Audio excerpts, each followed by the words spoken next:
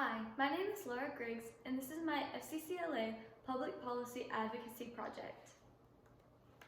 This is my proof of registration page, and I am advocating for a safer, more reliable foster care system. My target audience is mainly community members, people that work in or around the social work field, and people considering being foster care parents themselves. Foster care is a temporary service provided by the state governments to children who cannot live with their families. Charles Loring Brace began the first foster care movement in 1853 when he saw the overwhelming amount of immigrant children sleeping on the streets of New York. It wasn't until the early 1900s when the state governments and social agencies began to get involved. They started to keep records and did background checks. To be a foster parent in Alabama, you must be 19 years of age, go through a series of background checks for every member of the household, complete a 30-hour preparation course, and have financial stability, to name a few. Nationwide, there are at least 400,000 children in foster care on any given day. In the state of Alabama, there are over 6,000 children in care, with a little over 2,000 homes. Children spend less than 2 years in these homes on average. When a child is put into foster care, they are open to many risks, one of these including mental disorders. According to SAFI, 80% of children in foster care suffer from a mental health issue.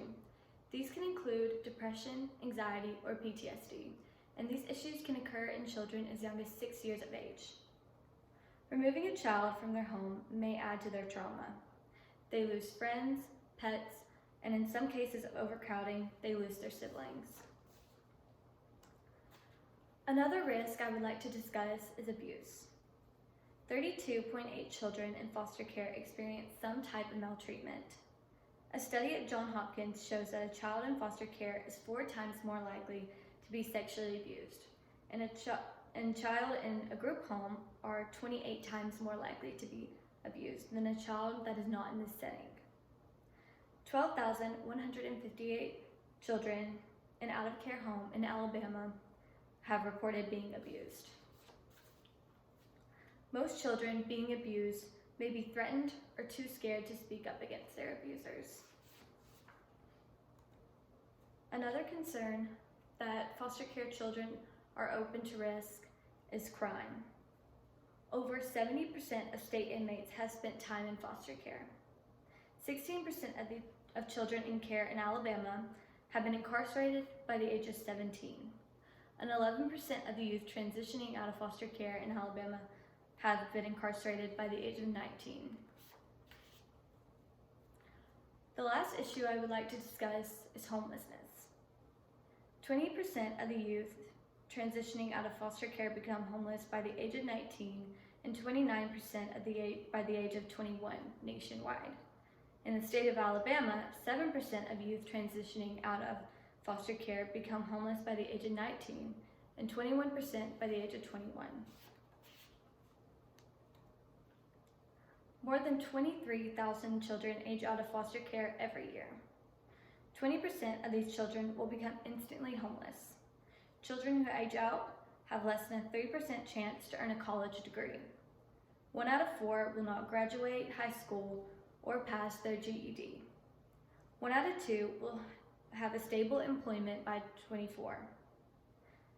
60% of the men become incarcerated. Although I have not been able to advocate as much as I'd like due to the epidemic of COVID-19, I have developed a plan of action to hopefully give these children a fair chance at life. By spreading awareness to my local communities and on social media sites, we can raise money to donate to charities to help fund these foster care. If I had about 30 seconds on an elevator to advocate for this issue, I would say, did you know 7 out of 10 foster children want to go to college, but only 6% will reach a level of higher education, and only 50% will graduate high school? Most children aging out of the system will be incarcerated by the age of 21. 1 out of 2 kids will develop some form of substance dependence. There are ways to help these kids by helping fund to support them as they grow. They deserve a fair chance at life and to have all their needs met. Now I would like to address and answer the following questions pertaining to my elevator speech. One skill I improved on was my leadership. I learned to speak up for others who may not be able to speak for themselves during this project. One obstacle that was hard for me was this project being virtual.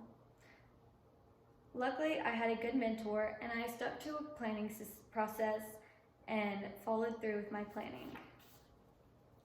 I personally have not been impacted by the foster care system, but through my extensive research, I have gained a new perspective, and I hope you did too. Thank you for listening to my presentation.